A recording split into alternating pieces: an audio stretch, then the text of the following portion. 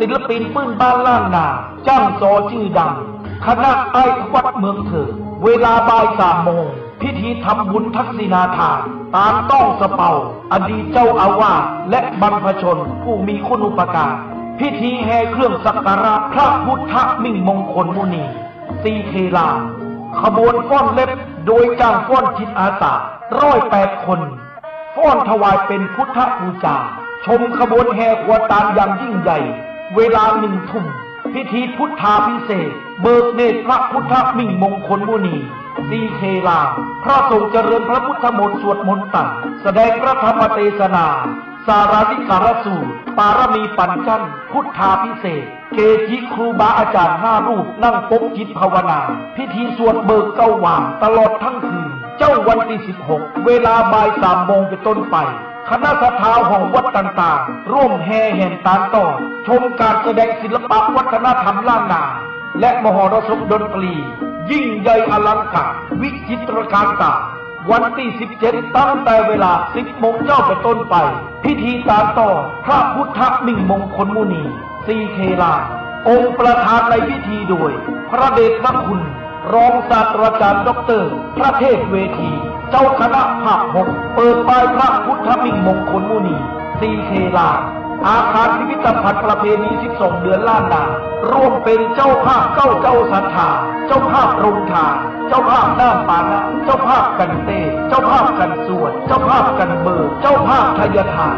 200 ชุด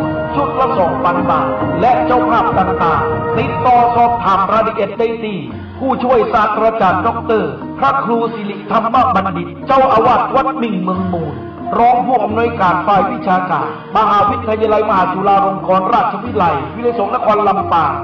064 949 5999หรือทำบุญผ่านบัญชีธนาคารกรุงไทยสาขาประตูชัยบัญชีออมทรัพย์เลขที่536-086-1738ชื่อบัญชีวัดมิ่งเมืองมูล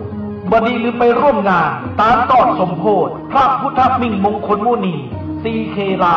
หรือพระเจ้าเศรษฐีหลวงขนาดหน้าตัก8 เมตรในวันที่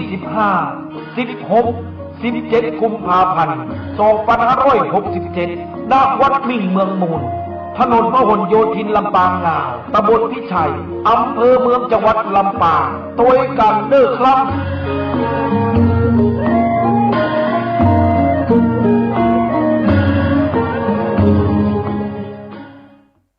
เนื่องในโอกาสมหามงคลเฉลิมพระชนมพรรษา 6 รอบ 28 กรกฎาคม 2567 รัฐบาลไทยโดยกระทรวงวัฒนธรรมกรมการศาสนาร่วมกับรัฐบาลสาธารณรัฐอินเดียโดยสถานเอกอัครราชทูตอินเดียประจำประเทศไทยสถาบันโพธิคยาวิชาลัย 980 หน่วยงานภาครัฐและภาคเอกชนดำเนินโครงการอัญเชิญพระบรมสารีริกธาตุและพระอรหันตธาตุของพระสารีบุตรและพระโมคคัลลานะจากสาธารณรัฐอินเดียมาประดิษฐานเป็นการชั่วคราวณประเทศไทยเพื่อเฉลิมพระเกียรติพระบาทสมเด็จพระเจ้าอยู่หัวและเสริมสร้างความสัมพันธ์อันดีระหว่าง2 ประเทศการดำเนินการในครั้งนี้สืบเนื่องมาจากโครงการธรรมยาตราจากมหานาทีคงคาสู่ลุ่มน้ำโขงสักการะพระบรมสารีริกธาตุและพระอรหันตธาตุของพระสารีบุตรและพระโมคคัลลานะโดยเริ่มงานระหว่างวันที่ 22 กุมภาพันธ์ถึง 19 มีนาคม 2567 จากนั้นรัฐบาลราชอาณาจักรกัมพูชาจะอัญเชิญไปประดิษฐานเป็นการชั่วคราวต่อไป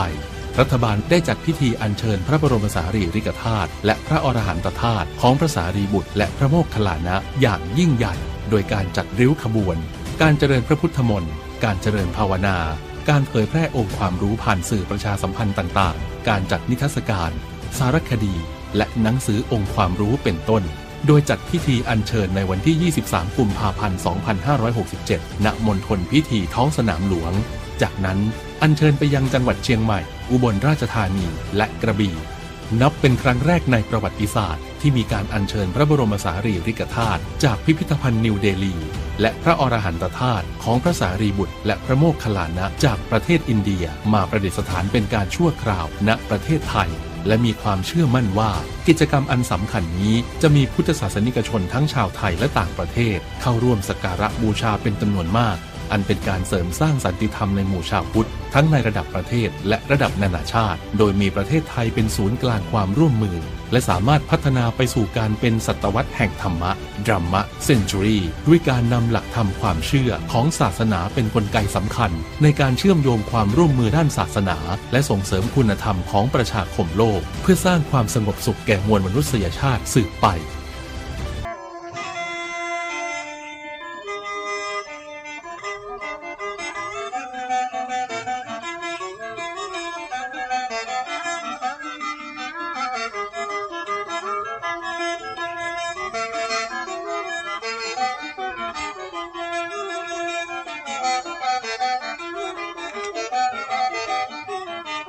ครูกลัดอุทัยรัตนปัญโยสิทธิ์พระพุทโธขอเชิญชวนพี่น้อง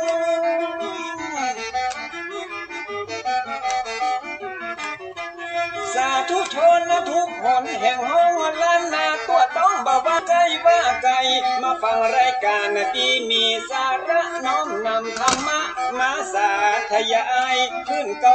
96.5เสียงใส104.5ดังไก่กระชอน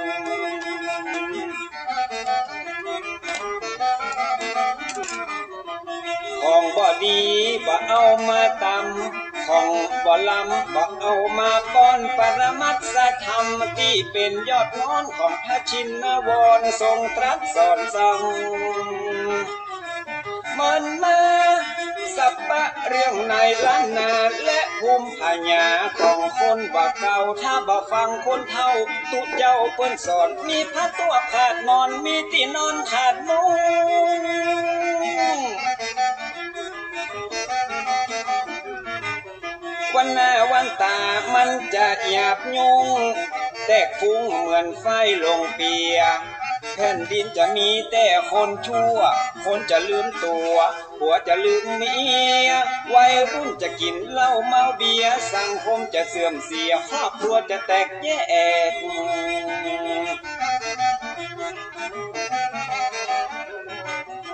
ถ้าฟังคนเฒ่าตุเจ้าเพิ่นสอนมีผ้าตัวมีหมอนมีที่นอนมุ้งแขกแผ่นดินบ่เอาฮ้อนแตกวัยรุ่นจะบ่แหกกฎเกณฑ์ปองฮีดจะดีรายการธรรมะสร้างสรรค์ชีวิตฟังเตอะจะมีแต่คุณประโยชน์ฟังธรรมะแล้วพิจารณาบ่ใจเข้าหูขวาแล้วออกหูซ้าย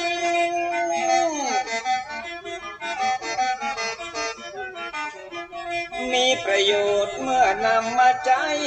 ในชีวิตอย่างมหาศาลเตือนบอกผู้ใดประมาทบอกขาดเรื่องกินเรื่องทานคนมีศีลย่อมมาดลบันดาลให้สุขสำราญเจริญรุ่งโรจน์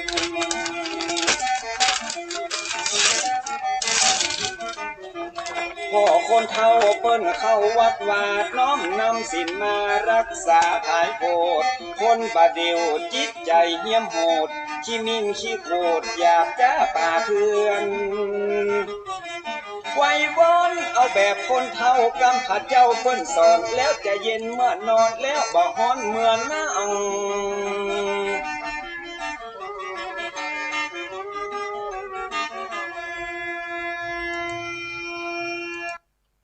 ขอความงอกงามในธรรมขององค์พระสัมมาสัมพุทธเจ้าจงมีแด่ท่านสาธุชนพุทธบริษัททุกท่านที่ฟังรายการทานธรรมทางสงบสถานีวิทยุกระจายเสียงวัดฝ่ายหินโดยการนำของท่านพระครูสมุวิสุวัตรมีเมตตาได้นำรายการธรรมะแต่ละวันมาออกอากาศ เพื่อให้ญาติโยมได้ฟังธรรมะสมุนอกหม่นใจซึ่งวันนี้ก็เป็นแห่งวาระหนึ่งตรงกาวันนี้ก็เป็นเดือน5เหนือคืน7ค่ำเดือน5เหนือถ้าเป็นบ้านเฮานี่ก็ถ้าเป็นเดือนไทยก็เดือนที่2เดือนสากลและการทานธรรมทางสงบนี้ก็มีให้ญาติโยมได้ฟังกันทุกวันศุกร์เนี่ย มีหลายคนก็โทรศัพท์มาถามถึงเกี่ยวกับการดำเนินชีวิตญาติโยมสาธุชนทั้งหลายคนเฮาตื่นมาเฮาก็ต้องแปรงฟันล้างหน้าสระผมถ้าไม่มีโอกาสเช็ดเนื้อเช็ดตัวให้เฮาชำระร่างกายละเสื้อผ้าอาภรณ์เฮาก็ต้องชำระสะล้างเอาไปซักเอาไปสีซักอย่างเดียวบ่เอาไปอบทำอบอย่างเดียวบ่พอเอาไปรีดทำนะเพื่อให้มันเป็นกีบงดงามเรือนร่างของเฮามันงดงามละ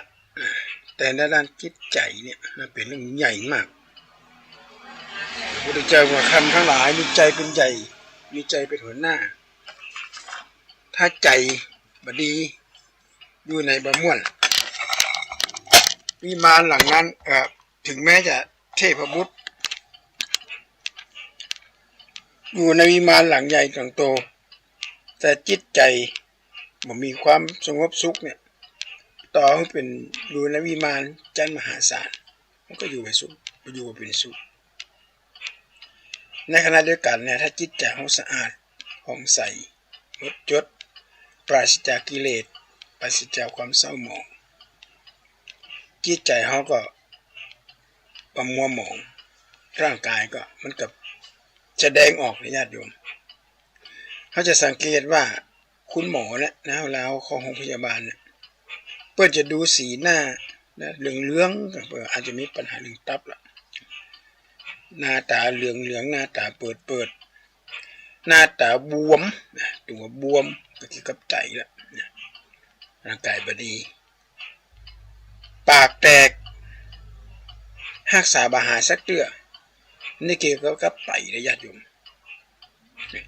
สุมาเดินหอยเท้ามันตีนมันแตกมันอย่างนี้นะเป็นแตกเป็นเบอร์เนี่ยหอยเท้ามันแตกจากต้นตีนมันแตกผมต้องไปแก้ไขปลายเหตุต้นเหตุมาจากเขาห้องว่าลูกหมากโตเพื่อกินบะเขือเทศต้มเอามะเขือเทศมะเขือส้มเขาเนี้ยนะเอามาต้มซอยล้างให้สะอาดแล้วมาเอามาซอยแล้วก็ต้มใส่น้ำเอาปอเหาะปอกวันจนเดือดแล้วก็เอาคนแล้วก็ปล่อยให้อุ่นแล้วก็กินตอนเช้าก็ได้กินตอนเย็นก็ได้บะเขือเทศนี่จะบำรุงต่อมลูกหมากเขาไม่ต้องไปซื้อลูกซื้อใจมากินละกินบะเขือกินบะเขือเทศนี่แหละบะเขือเทศนี่มีวิตามินมีอย่างหลายสิ่งหลายอย่างอยู่ในตัวของมะเขือเทศนี่มันแสดงออกเลยคนเฮาก็เช่นเดียวกันญาติโยมสีหน้าสีตาหน้าตาโปร่งบอกถึงความเศร้าหมองความเดือดร้อนความกุ้มอกกุ้มใจความกุ้มใจสิ่งต่างๆวันนี้นะเป็นเพราะเฮาไม่ได้เข้าถึงหลักธรรมะอันแท้จริงของพระพุทธศาสนาพระพุทธเจ้าเป็นตรัสไว้ว่าร่างกายคนเฮาประกอบด้วยขันธ์ห้ารูปเวทนาสัญญาสังขารและก็วิญญาณมีนักศึกษานักวิจัยหลายคนหลายท่านเพิ่นออกมาวิเคราะห์ว่าแล้วว่าเกี่ยวกับขันธ์ห้าเนี่ยขันธ์ห้า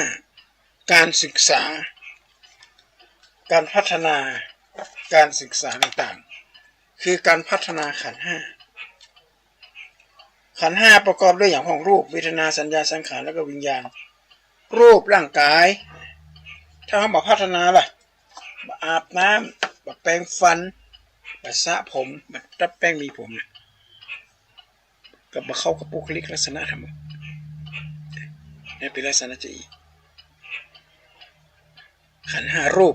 เวทนาความรู้สึกก็เหมือนกันความรู้สึกของคนเฮานี่มันรู้สึกบวกกับลบถ้ามีความรู้สึกกับบวกมองโลกในแง่ดีสุขภาพจิตก็จะดีถ้ามองในแง่ลบเนี่ยนะเปิดอะไรอย่างมาเล่ากับเจือไปเปิดมาตบมาเสี่ยงโดยเฉพาะเยาวชนรุ่นนี้สมัยนี้ยังที่เป็นข่าวญาติโยมข่าวที่ละอ่อนไปบีบแต่เขาใส่ทางเสด็จของพระเจ้าอยู่หัวของสมเด็จพระกนิษฐาธิราชละอ่อนวันนี้หูเรื่องหูราวสักอย่าง ฟังคำสนสอจากคนใหญ่บางคนเป็นล้างสมองละอ่อนจะให้เราจะให้สถาบันให้ประเทศไทยเหมือนกับทางยุโรปเจริญก้าวหน้าจริงๆแล้วเนี่ยญาติโยมสาธุชนทั้งหลายฝรั่งเขานี่เบื่อขนาดเบื่อบ้านเบื่อเมืองเขาเราสังเกตดูให้ดีว่ามีฝรั่งหลายคนมาชกมวยเมืองไทยซึ่งค่าตัวเขาเนี่ยค่าตัวได้สัก10,000เอาไปจ่ายประเทศอังกฤษจ่ายประเทศอเมริกาเนี่ยได้ไม่กี่วันไม่กี่บาทโอ้บอกเงินเขา1 บาทเงินมือบาทเท่ากับ40 บาทบ้านเฮาถ้าเป็นอเมริกาก็39 บาทจะได้เขาถึงมันตักลักสร้างรักสร้างฐานอยู่ในเมืองไทยก็เพราะเมืองไทยเป็นเมืองพุทธเมืองไทยเป็นความเมืองที่มีความอารมณ์อร่วยกันเขาบอกเคยพวกฆ่าเข็นฆ่ากันตายเป็นเบื่อนี่บ่มีอันนี้จิตใต้สำนึกของคนไทยดั้งเดิมแท้ๆเลยเพราะฉะนั้นอ่อนได้รับการศึกษามาแบบผิดๆเนี่ยอ่อนก็บ่ฮู้เรื่องฮู้ราวไปโจมตีสถาบันเฮามานึกถึงให้ดีกันเฮาอยู่ได้มาถึงวันนี้เพราะอะไรเพราะไผ่เฮามีแผ่นดินอยู่เนี่ยเพราะไผ่ล่ะถ้ามีเจ้าฟ้าเจ้าแผ่นดินเฮาจะมีที่เฮาจะได้อยู่บนอาศัยจะได้อยู่ด้วยอาศัยเฮาบ่มีที่อยู่ที่อาศัยเพราะอย่างที่ว่ามีก็เพราะเฮาต้องเป็นมือขึ้นของเพิ่นตกเป็นเมืองขึ้นของต่างบ้านต่างเมืองรอบบ้านเฮานี่เป็นมัดพม่าอินเดียประเทศใหญ่โตตกเป็นเมืองขึ้นของต่างประเทศเพราะนั้นเป็นอย่างคันงัวว่าถ้าบ่มีราชการที่1เฮาก็ต้องเป็นขี้ข้าของพม่าล่ะว่ายกทัพมาก็จะตีเมืองไทยเฮาแหละกู้บ้านกู้เมืองถ้าบ่มีราชการที่5เฮาก็ต้องเป็นเมืองขึ้นของฝรั่งเศสบ่เอาอย่างขนทรัพย์สมบัติออกไปหมด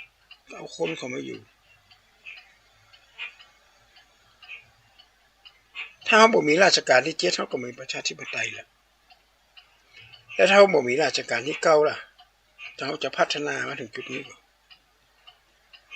อันนี้ถ้าเราอ่อนเขาเข้าใจหรือเขาอ่อนเขาศึกษาอันนี้ฟังศึกษาจากประวัติศาสตร์และทำเรียนและศึกษาและเข้าอกเข้าใจหลักธรรมในทางพุทธศาสนาละอ่อนจะมีพฤติกรรมชนิดนี้ละอ่อนนี้เปรียบเสมือนผ้าขาวที่พับไว้คนใหญ่ก็เหมือนกับช็อกเหมือนกับสีเอาสีขาวมาแต้มละอ่อนก็เป็นสีขาวงามเอาสีอย่างมาใส่ละอ่อนก็เป็นสีนั้นโดยเฉพาะพ่อแม่จะให้ความสำคัญมากโดยเฉพาะการฟังเทศน์การฟังธรรมเป็นห้องมิสัมมาทิฏฐิคือมีความเห็นชอบและละอ่อนที่ไปเดินขบวนนี้ไม่ได้ประโยชน์บ่คือที่ดีก็ว่าสถาบันพระมหากษัตริย์เป็นมิ่งขวัญของปวงชนชาวไทยตั้งแต่อดีตมาเป็นกู้บ้านกู้เมืองรักษาผืนแผ่นดินเอาไว้เมื่อตกเป็นเมืองขึ้นของประเทศอื่นเมื่อตกเป็นเมืองขึ้นของไทยละอ่อนก็บอกเข้าใจและการฟังเทศน์ฟังธรรมเนี่ยเพื่อที่คนจิตใจเนี่ยมีสัมมาทิฏฐิลดละ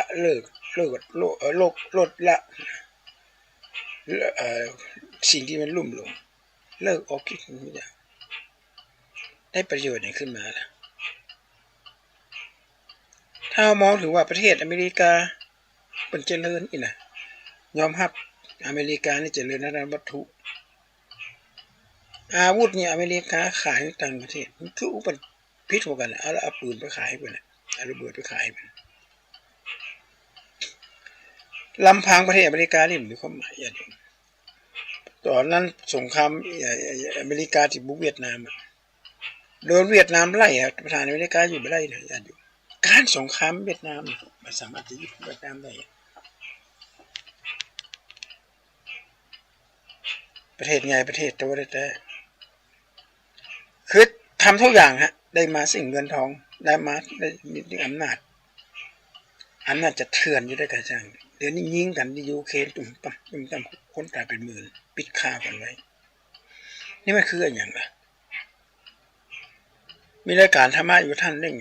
เป็นพระสงฆ์มันบอกว่าขอญาติโยมดีนะครับไปอะไรพระพุทธเจ้าไปโดยไม่รู้อีโหนอีเหน่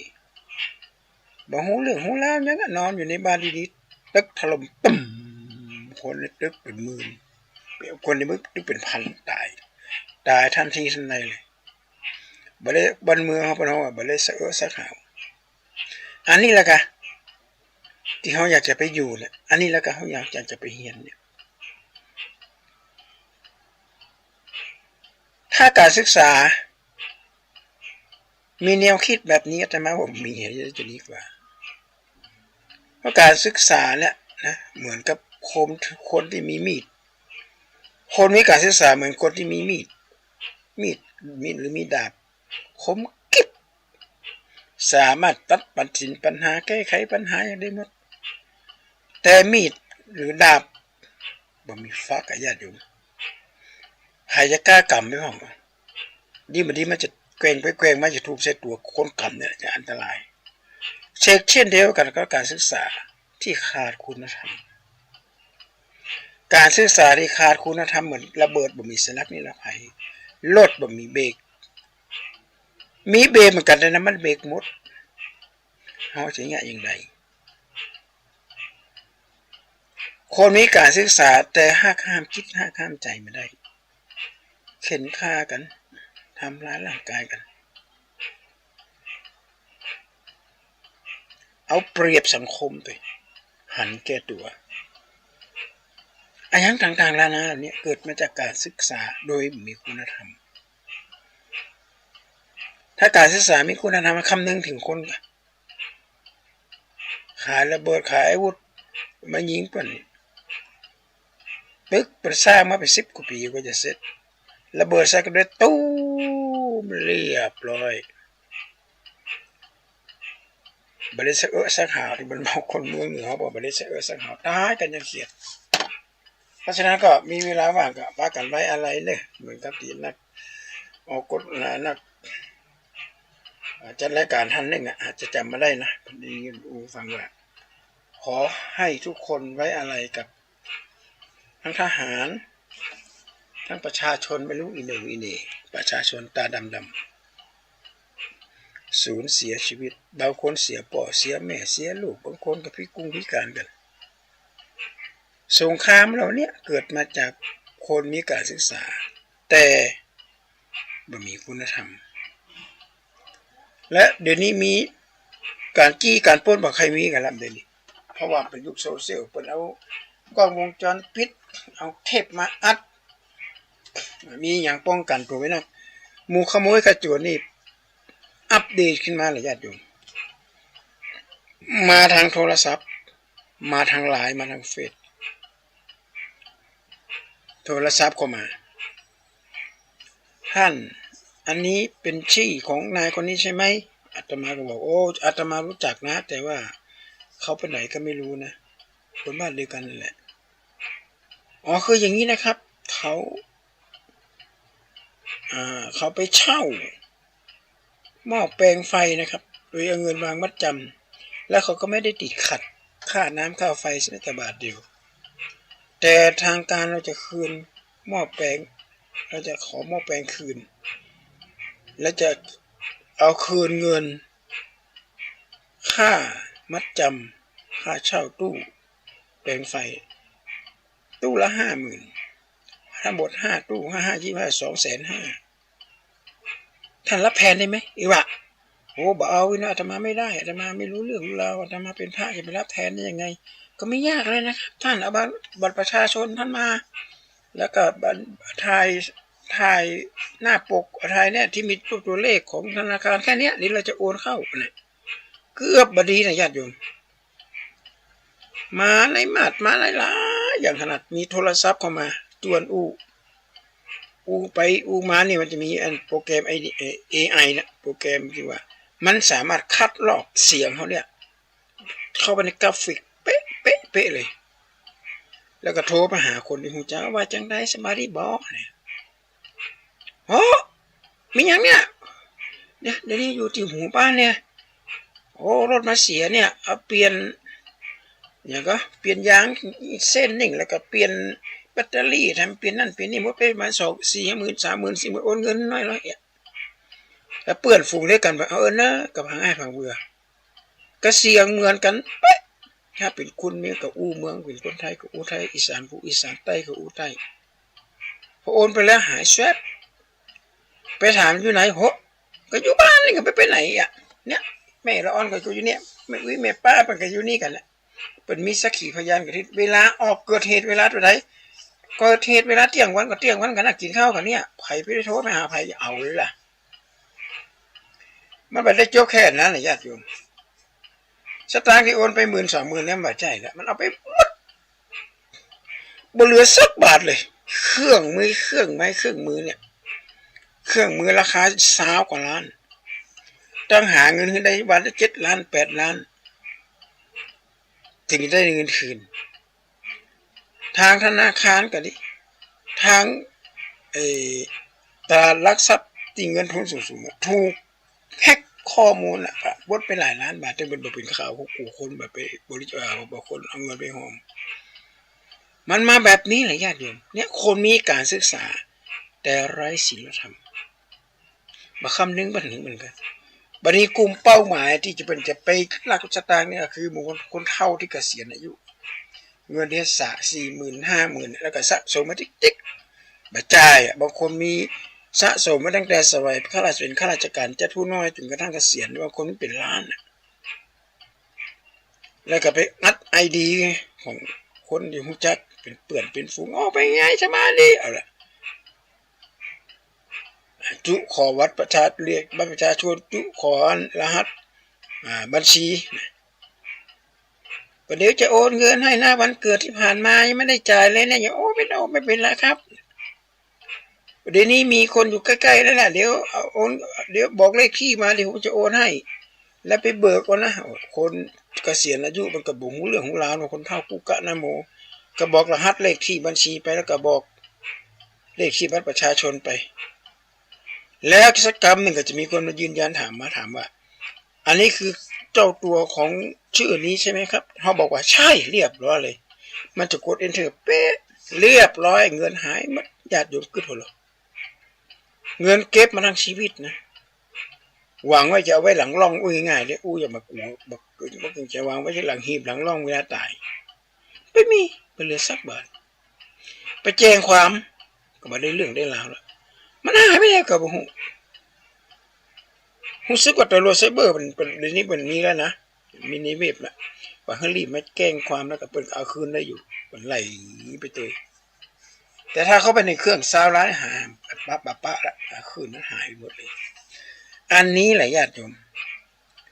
สิ่งที่น่าเป็นห่วงมากเลยเป็นว่าผมดีมีคนก้าวเข้าดีมีคนตามบ้านหลังมีคนอยู่คนมีความรู้จะกินบ้านกินเมืองตัวนี่แหละคนมีความรู้มีการศึกษาเรื่องยังถ้าเรื่องเคมีกับยาบ้ายามายาอียาเสียตัวยานอนหลับ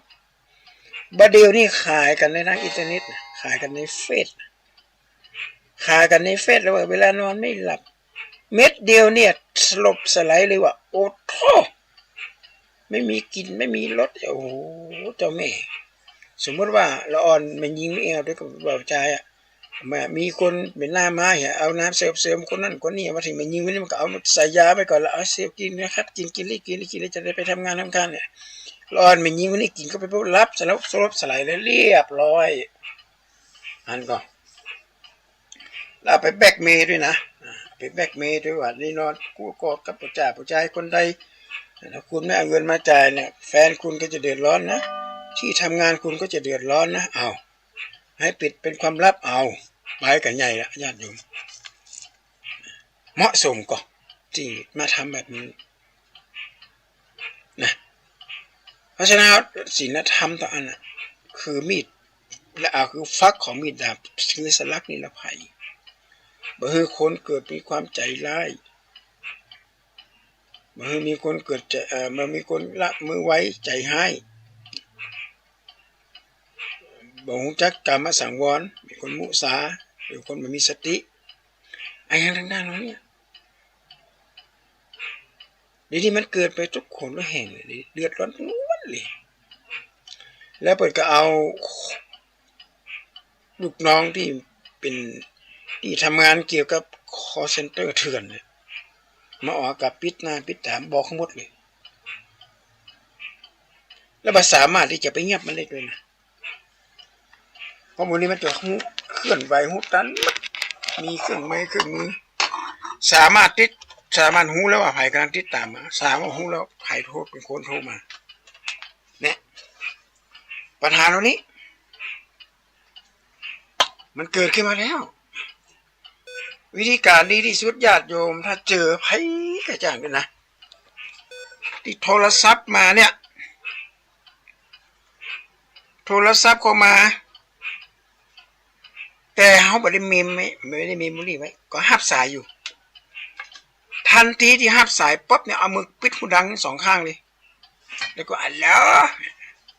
ถ้ามันถามจื้อถามเกี่ยวกับเงินกับทองที่จะโอนเนี่ยวางหูเลยคือวางหูเลยมันไอคนที่มาออกรายการว่าอู้กัน3 นาทีเนี่ยเครื่องจะบันทึกหมดเลยบันทึกคุณเป็นไผยังได้เสียงยังได้เขียนขึ้นเสียงลงมันจะมีคำถามที่มีอักขระเสียงขึ้นเสียงลงได้ชัดเจนตัดความโลภไปก่อนนะอันนี้คือแก๊งคอเซ็นเตอร์แก๊งตกทองแถม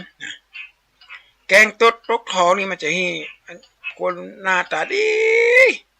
หน้าตาหมวยเหมือนกับคนจีนบอกก็เดินเป็นคนจีนนั่นแหละเดินทางไปทำงานที่ประเทศเขมรตอนนี้ลูกหลานไปที่ออสเตรเลียครอบครัวไปออสเตรเลียบังเอิญว่าได้เงินได้ทองคำมาน้ำหนัก5 บาทประมาณ100 กว่าเส้นเนี่ยแล้วจะไปขายได้มาขายไม่ได้เพราะมีบัตรประชาชนนะแล้วมีประชาชนคนหนึ่งบอกผมมาขายมูลี่อยู่ข้างๆวัดเนี่ยแล้วผมก็พาเข้ามาจะมาพรมน้ำมนต์มาอาบน้ำมนต์แต่หลวงพ่ออาบไม่ได้ไปแต่พรมให้อู้ไปอู้มาก็ควักสตาร์ควักทองคำออกมาน่ะควักทองคำออกมาแล้วอาตมาก็คือละอ่อนใจละอ่อนเป็นกล้วยเขาน่ะไปเช็คดูป้าคนทองคำแท้เนี่ยแต่ไม่ได้เอาเช็คทุกเส้นนะเช็คเฉพาะเส้นที่แกฉีดไปแล้วมันบอกว่าท่านอยากได้ไหมราคาทั้ง40,000เส้นตรงนั้นนะ40,000ทั้งหมดนี่มีประมาณ10 กว่าล้านแต่เขาขอแค่500,000พอละโว้อาตมาก็เอาอะกะฮอท่อสตางค์ถึง10 ล้าน20 ล้านเอาก็บอกว่าเอาอย่างนี้แล้วกันนะเดี๋ยวอาตมาจะเหมารถไปเรียกรถแก๊ปมาแล้วนั่งไปด้วยกัน4 คนนี่แหละลูกศิษย์อาตมา1อาตมา2 3โยม4 คนโยม2 คนอาตมาอยู่ในรถนะอย่าเพิ่งลงนะดิอาตมา2 คนลูกศิษย์จะเอาไปขายได้เงินมาเท่าไหร่ก็จะแบ่งให้โยมมันได้ว่ายอมญาติโยมหัวเด็ดตีนขาจะได้กระเทียมยอมบักก็ล่นหนีออกจากห้องไปเลยคืออาตมาตัดกิเลสตัดความอยากอาตมาก็บริตัดนะก็ยังแค่ได้เอานอกแม้แต่มีข้อแม้นะว่าเมื่อไปถึงร้านขายทองคำเนี่ยอาตมาจะเป็นคนเอาไปขายเองอาตมามีบัตรประชาชนอาตมามีบัตรหนังสือสุทธิแล้วทางนั้นตรวจเต็มที่เลยอาจารย์น้ำกดก็จะเอาล้นไฟล้นอย่างล้นเต็มที่เลยเพื่อความปลอดภัยไม่ต้องเป็นเหยื่อของคนอื่นก็อุ้งแกฟังมานตื้อหมายยอมญาติโยมล่นหนีลูกเดียวอะนะประเด็นนี้บัดนี้เอาปืนนี่ยึดมีก็เท่าไหร่เอามาให้หมดนี่มันเคยมีแหละมาจี้มาปนกันนี่นะเพราะว่าตำรวจที่เป็นรวดเร็วทันใจห้องปุ๊บมาปั๊บเลยประเด็นนี้ท่านอ่อนท่านตำรวจมาทันกับน้องเครื่องแบบหรือนักข่าวก็หรือหน่วยกู้ภัยก็ไปจะมากันละเพื่อจะฟังขึ้นของตำรวจมูผู้ก่อการร้ายเนี่ยมันเขาไหวตันเขาเก่งเพราะเขาไหวตันเสร็จเรียบร้อยหมดเนี่ยเขาสามารถที่จะหู้ได้เลยว่า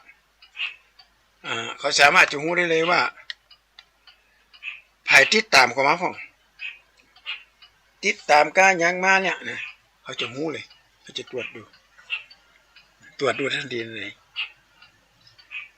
หูหมดเลยเพราะเครื่องไม้เครื่องมือมันทันสมัยเนี่ยคนมีความรู้มีการศึกษาแต่ไร้คุณธรรม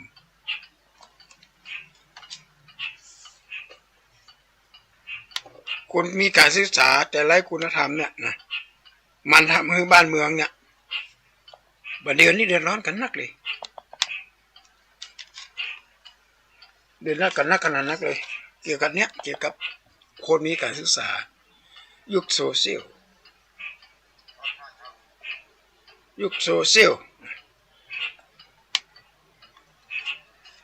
ฮัลโหลอาตมาจัดรายการอยู่เนื้อเดี๋ยวจะโทรกลับเนื้อขอให้ใครไม่รู้โทรมานะขอแป๊บหนึ่งนะ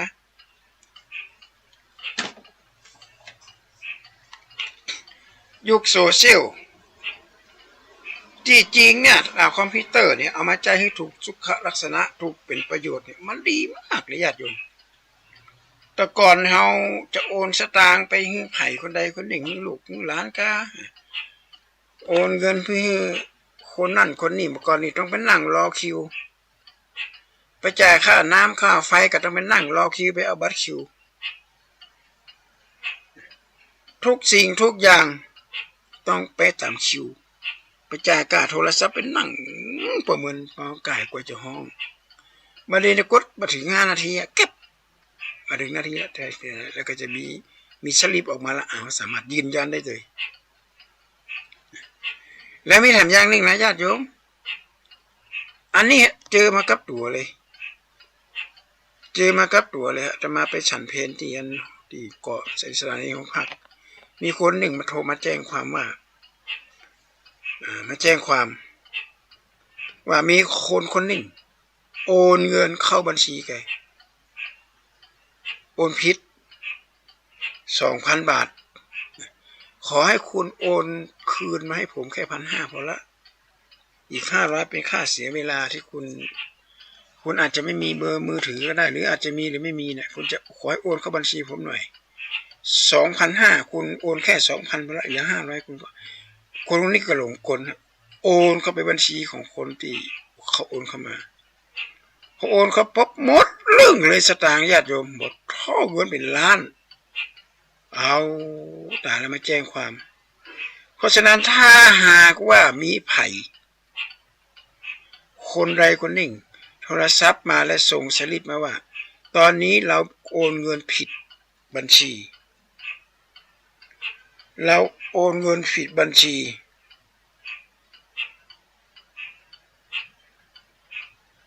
วขอให้ท่าน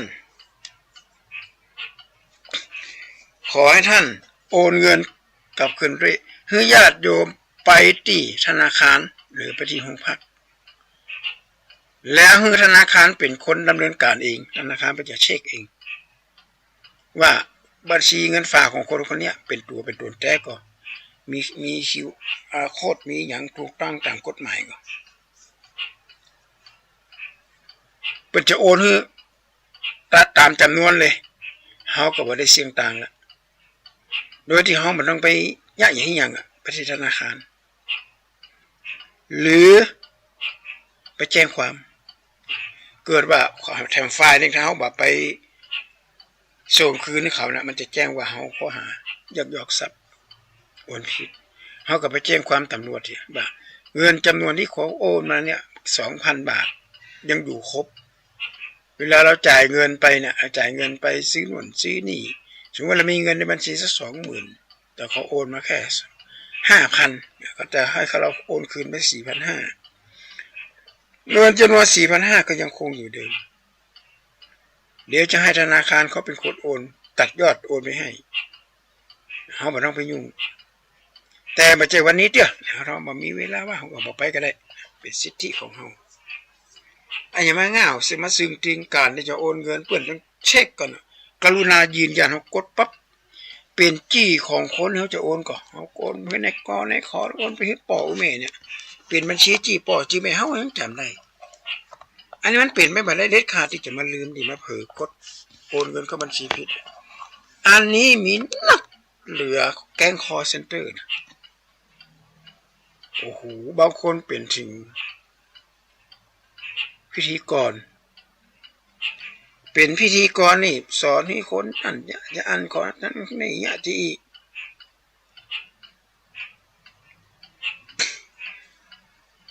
ให้ระมัดระวังตัวเองก็โดนด้วยกันบอกว่าตอนนี้ผมทำงานอยู่ที่เนี่ยแล้วผมจะโอนเงินไปให้อีกคนหนึ่งแล้วก็บังเอิญว่าบัญชีเลขบัญชีนี้มันใกล้เคียงกันผมเผลอไปกด enter กดส่งแล้วเงินมันเข้าไปบัญชีพี่แล้วมูลค่าก็ไม่มากหรอกครับ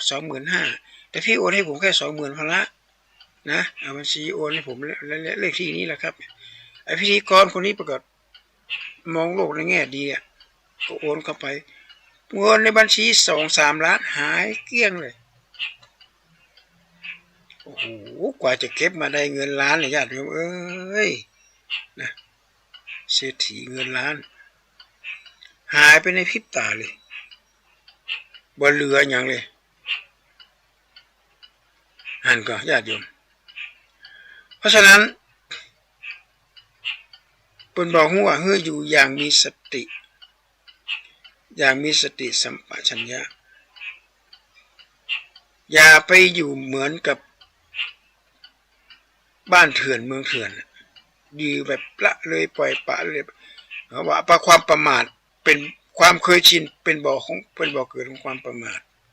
และความประมาทเป็นบ่อเกิดของความตายในที่นี่ก็หมายความว่าเขาโดนไปก่อนแล้วเขาตายไปก่อนละและญาติโยมสาธุชนทั้งหลายเขาฟังธรรมะเปิดพระสงฆ์เพื่อจะเอาข้อคิดเหล่านี้เอามาบวกกันกับเอามาผสมผสมรวมกันกับหลักธรรมในทางพุทธศาสนาว่าหลักศาสนาคือกิจโลภอย่าโลภเป็นเด็ดขาดเจออันอย่างของฟรีอย่างเงี้ยตอนว่ามันซินก็มีหันหลายหิ้วกระเป๋าแฮะนะบอกหนูเก็บกระเป๋าใครไม่รู้เนี่ยเอามาวางไว้ที่หอระฆังที่ท่านเคาะระฆังหนูอยากจะประกาศหาเจ้าของอาตมาก็บอกว่าหนูอยู่ที่นี่ก่อนนะเนี่ยนะห้องอาตมามีกล้องวงจรปิดนะเดี๋ยวอาตมาจะโทรตำรวจให้ตำรวจมารับเอาสักกะหนีไปเลยหนีไปทิ้งกระเป๋ากินหนีไปทิ้งคนในกระเป๋ามีอย่างกับหัวถ้าของจริงก็รอก่อนนี้หนูจะรอตำรวจนะคะเนี่ยตำรวจมาก็ดีค่ะหนูจะได้บอกให้เขาเก็บเอาไว้แล้วประกาศหาเจ้าของหรือบาดเผื่อเจ้าของก็มีข้างในหนูก็ไม่เปิดว่ามีอะไรมั่งเนี่ยอันอย่างเนี้ยแล้วก็เขาจะเขาล็อกกุญแจไว้ค่ะเขาล็อกกุญแจเขาเสร็จรหัสไว้คงจะมีอย่างหน้าพองได้ยินเสียงซิ่งซ่องแกเขย่าว่าเป็นกระเป๋าราคาอู้เป็นหมื่น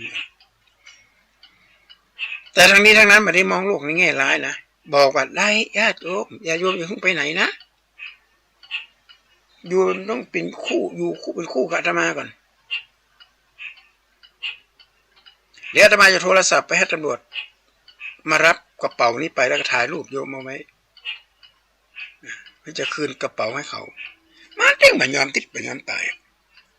แล้วโยมก็เอาไปไว้ที่เดิมก็ไปพอหอระฆังกระบาลนี้กระเป๋าอันนี้แหละญาติโยม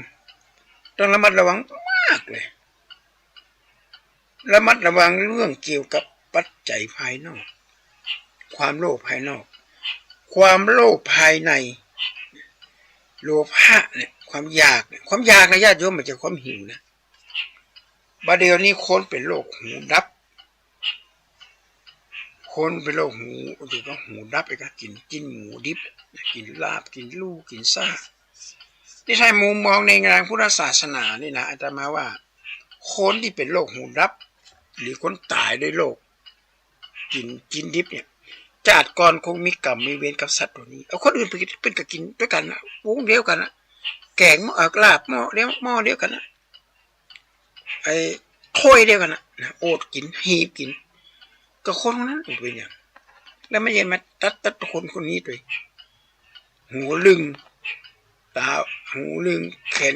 ต้องตัดแขนสองข้างเลยญาติโยมขาสองข้างเลยเพราะว่าเชื้อโรคไปคลอดอยู่ในขาสองข้างตัดออกเลยแต่ก็ยังบ่หายดีจ้ะหูนี่ไม่ได้ยินนะหูนี่ไม่ได้ยินพญาติเขาไปกินอะไรนะครับแก้วหูแก้วอย่างทะลวงหมดเลยเนื่องจากว่าสัตว์ตัวที่เขากินเข้าไปเนี่ยบ่ได้มาตรฐาน บ่ได้มาจากโรงงานครับบ่ได้มาจากการเลี้ยงดูดีๆไงอาจจะเป็นหมูป่าอาจจะเป็นหมูที่บ่ได้ครับที่ฉีดวัคซีนอย่างเข้าไปหมูนี่นิสัยมันกินไปเลยเดียวกินแล้วก็นอนตื่นแล้วก็กินอย่างเดียวกินแล้วก็นอนกินแล้วก็นอนพยายามนี่เต็มไปหมดเลยมีคนหนึ่งเนี่ยไปกินนั่นหมูกระทะไปกินหมูกระทะเอาตะเกียบเนี่ยไปกีบของดิบนะกินของดิบกีบของดิบแล้วจุ่มก็ไปในหม้อแต่ตะเกียบนี่บรรทุกน้ำร้อนขากินเนี่ยเอาตักมาใส่ในถ้วยแล้วก็เอาตะเกียบกีบเข้าไปทำกินเข้าไปปรากฏว่าเชื้อโรคเนี่ยเชื้อหูดับมันไม่ติดอยู่ตะเตียนไอ้ตะเกียบเข้าไปในปากเรียบร้อยเลยกลายเป็นเจ้าหญิงนิทราอ้าปากค้างเลยบอกเรื่องราวแล้วหมูเปื้อนฝูงที่ไปด้วยกันนั่นน่ะถามว่าจะได้ชวนเขามากินด้วยก็ว่าอยากมันอยากอยากก็หิวเหมือนกันนะญาติโยมความอยากเนี่ยนะมันมาจากตัณหานะ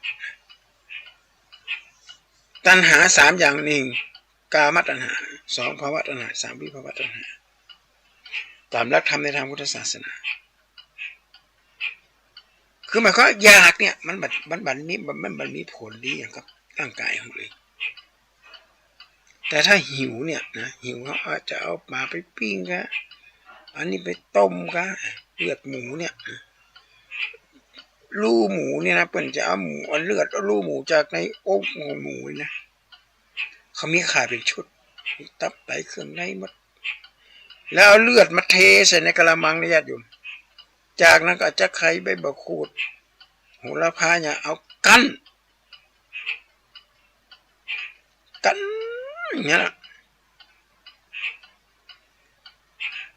จนกระทั่งเลือดเนี่ยมันมีกลิ่นเหม็นละมันมีกลิ่นคาวละแล้วถิงเอาเครื่องปรุงใส่เข้าไปแล้วก็ลาบหมูก็ใส่เข้าไปแทนก็ว่าพัดหมี่นะเอาตับหมูบะเกี๊ยวหมูไตมันนะบะเกี๊ยวหมูซอยแล้วก็เอาทอดแล้วก็เอาผสมเข้าไป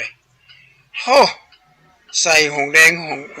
ใส่น้ำมะตื่นดองไปทำน้อยหนึ่งมาแต่มันนึงล้ำสำหรับชาวบ้านนี่คือกินด้วยความอยาก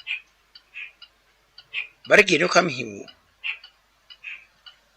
กินด้วยความอยากนี่หาสาระหาประโยชน์หาแก่นสารไม่ได้เพราะบ่ฮู้ว่ามันจะพิษมันจะทุกข์มันจะเจ็บเป็นเย็นเป็นมันจะเป็นมันจะตายเป็นกับบ่ฮู้นี่เป็นฟ้าไว้เป็นข้อคิดนะญาติโยมสาธุชนทั้งหลายเฮาซักเสื้อซักผ้าปัจจัยภายนอกทำให้เกิดความสะอาดสะอ้านขึ้นมาและจิตใจเขาเอาอย่างมาล้าง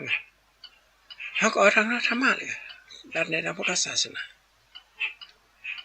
ลักธรรมในทางพุทธศาสนานั้นเป็นลักธรรมที่เป็นว่าเป็นสากลเป็น objective คือเป็นลักษากลเลยมันจะ subjective ถ้า subjective นี่มันนี่ก็เฉพาะศาสนานั้นอย่างเวลาเขาไปอินเดียเนี่ยนะเปิ้นวิหิงสาเปิ้นมีการเบียดเบียนกันแล้วไก่มาขังในกรงเนี่ยโยมจะถามว่าเอาไก่ตัวใดเจียที่ว่ามีตัดคอปั๊บโอ้โหทุกคนนะออกกับก๊กอย่างนี้เลยน่ากลัวพวกเราเป็นบาปแต่พุทธศาสนาเขาไม่ได้นะฮะเสียบาปหมดเลยฆ่าหรือในทรัพย์ของกฎหมายบ้านเมืองเขาบอกว่าไตรตรองไว้ก่อนละไตรตรองแล้วนะมันจะว่าเผลอเอามีดจ้งวงจานไปถูกสะคอไก่พุทธนะอันนี้ถือว่าไม่เจตนาแจ่มแจ้งแต่ก็รู้อยู่แล้วว่ามีไก่มันหนักแล้วก็เอามีดดาบจ้งลงไปเนี่ยไปปัดคอไก่ตัวนั้นพุทธกันแล้วมาแกงกันเองก็นี่คือบาปเหมือนกันนะแต่มันอาจจะเหมือนกับคนกันนะกฎหมายอาญาผิดอย่างไรฆ่าคนตายอย่างไรบัดนี้ได้เจตนาก็ อันนี้เป็นแนวความคิดญาติโยมได้ฟังกันเป็นห้องว่าสาระน่าหูที่เขาจะนำมาประยุกต์กับพุทธศาสนาเดี๋ยวนี้มีฝรั่งมีชาวแอฟริกาเมืองเกานุงกาหน้าเมืองอย่างก็หมดนะเปิ้นหันมานับถือพุทธศาสนาบวชแสดงตนเป็นพุทธมมัจจะพระสงฆ์ก็มีเริ่มไปสร้าง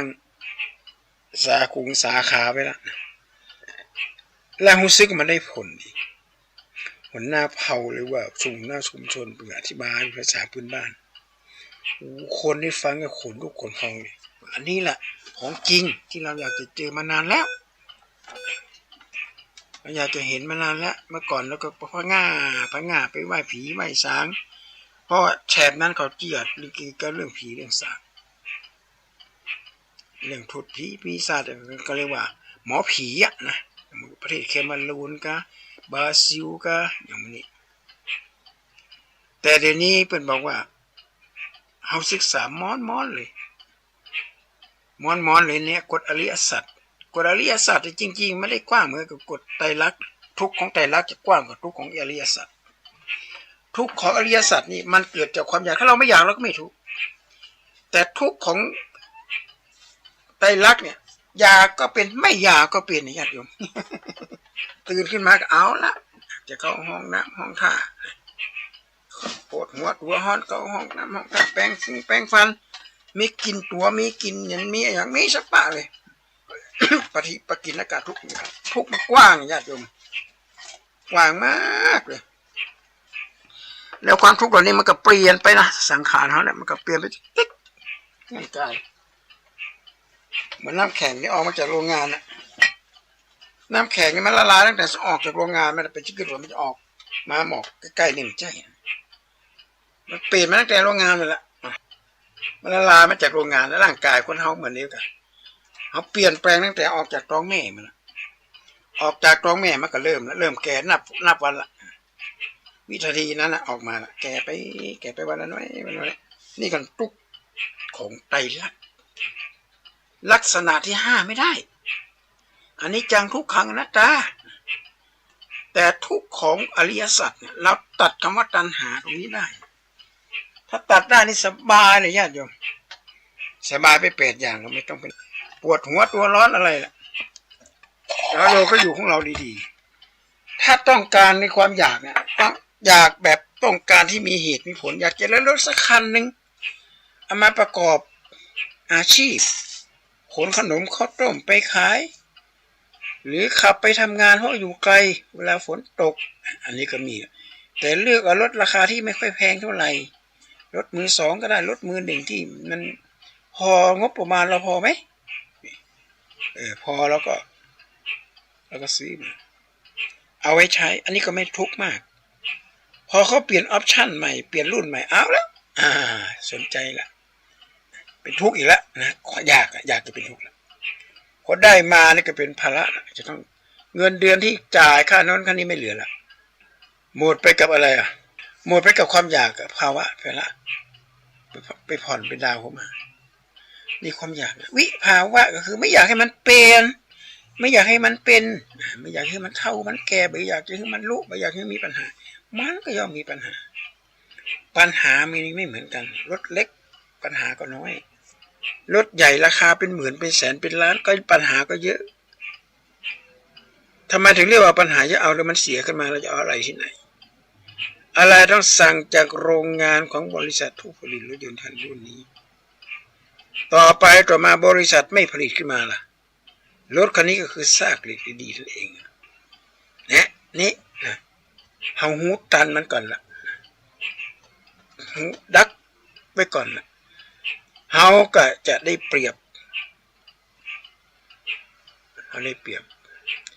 แต่ตึงมือตึงวันนี้เฮาบ่ได้ดักเอาไว้บางคนอายุ80 ก็ยังไม่เยอะมาเลิกยังมีความต้องการใครได้นั่นใครได้นี่ใครเป็นนั่นเป็นนี่ยังไปร่ำไปเหลือล่ะ ขาย่ำก็ไปในร่องเกิงหนึ่งแล้วต้องรู้จักปรงรู้จักวางว่าเขาผ่านโลกมันหนักขนาดไหนผ่านโลกมันหนักแล้วเขาก็ย่อมจะหูว่าอันอย่างเป็นอันอย่าง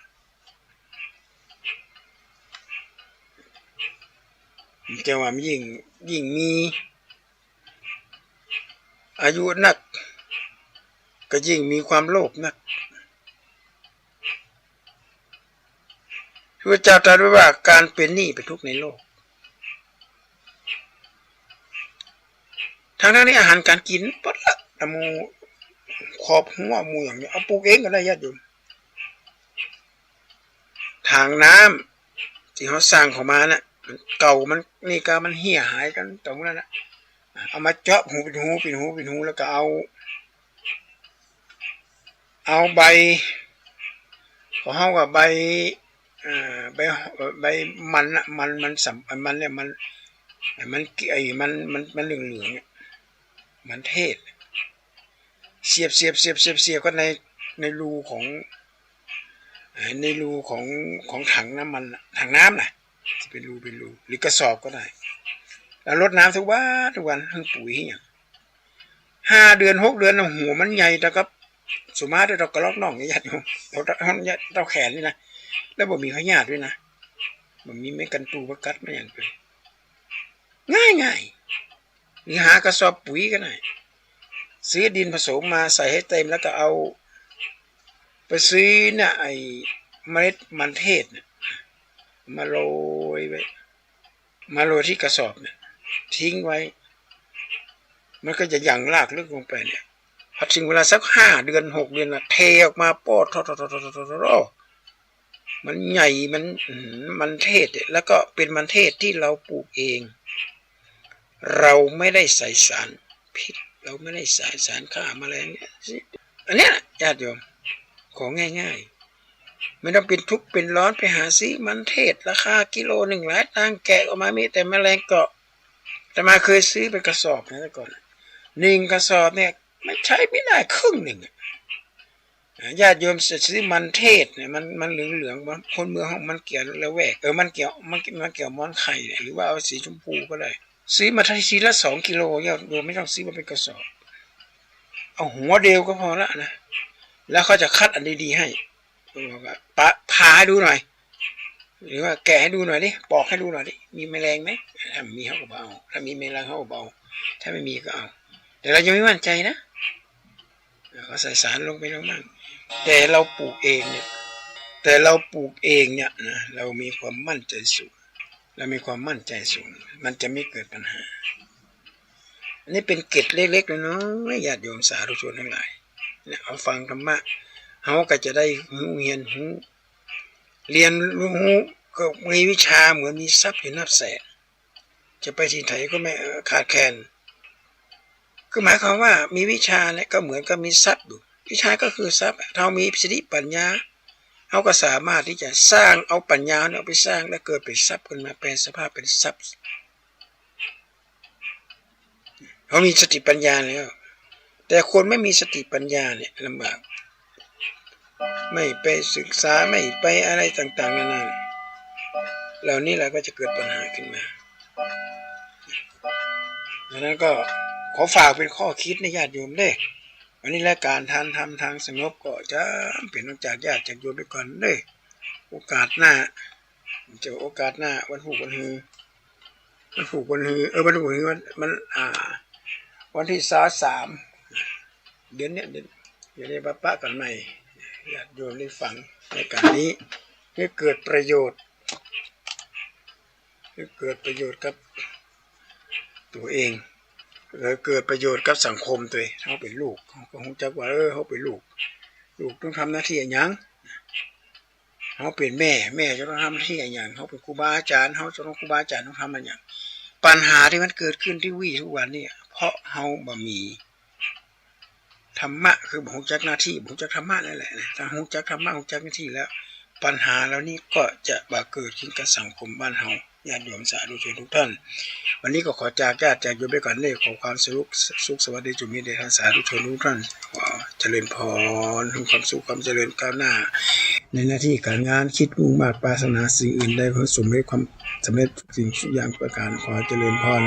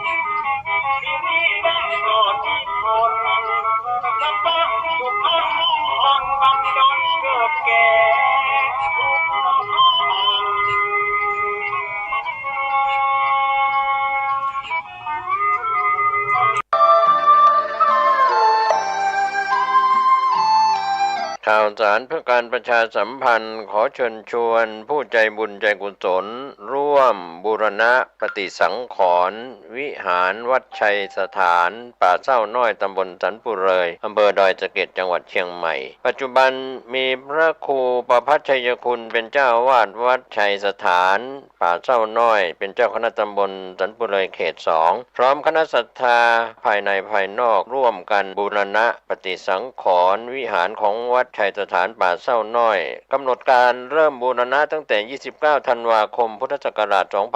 2566ถึง1เมษายนพุทธศักราช2567ขณะนี้ได้เริ่มงานบูรณะปฏิสังขรณ์วิหารบางส่วนท่านผู้สนใจที่จะร่วมบุญร่วมกุศลติดต่อสอบถามรายละเอียดที่จะเป็นเจ้าภาพและร่วมทำบุญได้ที่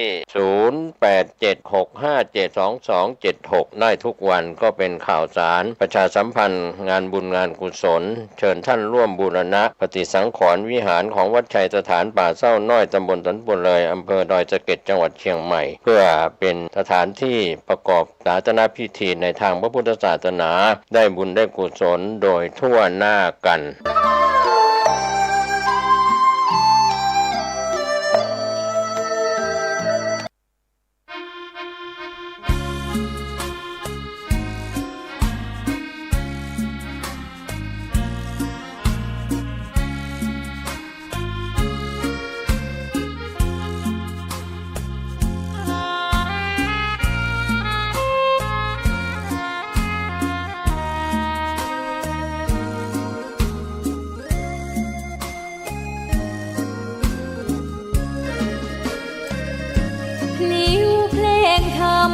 ถูกถ้อย